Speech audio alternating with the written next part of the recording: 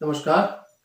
हमने पिछले वीडियो में बात की कब आप मांगलिक होते हैं या कोई कुंडली मांगलिक कही जाती है। जब मंगल फर्स्ट, फोर्थ, सेवन, एट्थ और 12th हाउस में मंगल होते हैं, आपकी कुंडली के इन हाउसेस पर मंगल होते हैं, तो आपकी कुंडली मांगलिक होती है।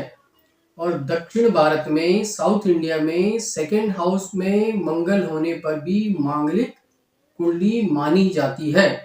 और उसका एक कारण है कि जब मंगल सेकेंड हाउस में होते हैं तो अपनी 7वीं दृष्टि से 7th हाउस को देखते हैं, जो विवाह का घर है, विवाह का योग है।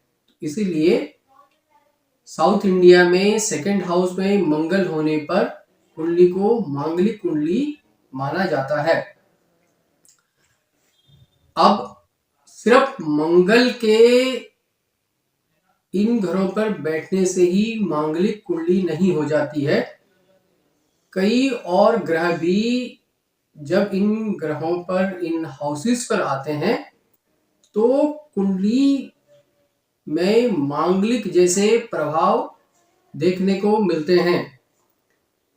जैसे सैटर्न का इसमें इन हाउसेस पे आ जाना, केतु का आ जाना, राहु का आ जाना और सन यानी सूर्य का आ जाना भी इन हाउसेस पर आपके चार्ट को मांगलिक जैसा अफेक्टेड चार्ट या कुंडली बनाता है।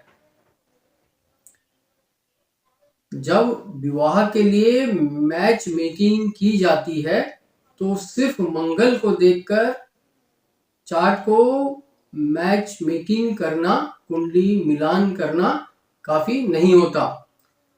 आज के टाइम में जब आप देखते हैं कि 60-70 की एज में भी सेपरेशंस हो रहे हैं, डिवोर्स हो रहे हैं, तो उसके काफी हद तक कारण ये भी होते हैं।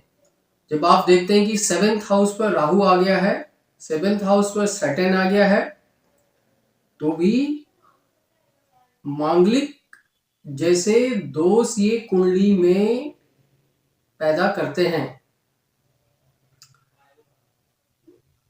कई बार ये धारणा है कई लोगों में कि अगर विवाह 28, 30, 35 का के बाद किया जाए तो मांगलिक दोष खत्म हो जाता है या समाप्त हो जाता है। ऐसा बिल्कुल भी नहीं है। मांगलिक दोष हमेशा बना रहता है, चाहे विवाह आप किसी भी उम्र में करें। दूसरा, मांगलिक दोष के लिए कई बार विवाह से पहले कुछ पूजाएं की जाती हैं, कुछ घट विवाह किए जाते हैं।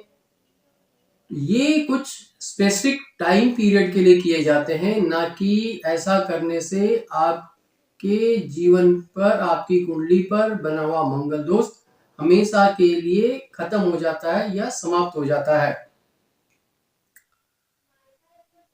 मंगल दोष जब कुंडली में होता है तो वो उसका असर विवाह के तुरंत बाद दिखा दे, ऐसा जरूरी नहीं है। जब उस ग्रह की महादशा आएगी, जब उस ग्रह की अंतरदशा आएगी या किसी प्लेनेट का ट्रांजिशन पीरियड आएगा तो वो अपना असर दिखाएगा। और इस महादशा, अंतरदशा या ट्रांजिशन पीरियड के दौरान लाइफ पार्टनर के साथ कुछ ऐसे मतभेद उभरेंगे कि आपके वैवाहिक जीवन को ये प्रभावित करेगा, सेपरेशन तक लेकर जाएगा।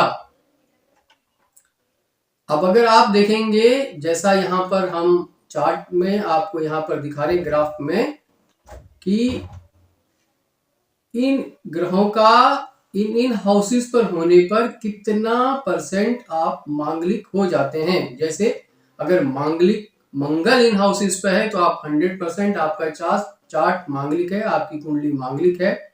शनि आते हैं तो 75%, केतु आते हैं तो 60%, राहु आते हैं तो 60%, केतु आते हैं तो 50% और सन आते हैं इन ग्रहों पर तो 25%, और इसका अगर हम टोटल करते हैं तो 310% आपका चार्ट मांगलिक हो जाता है।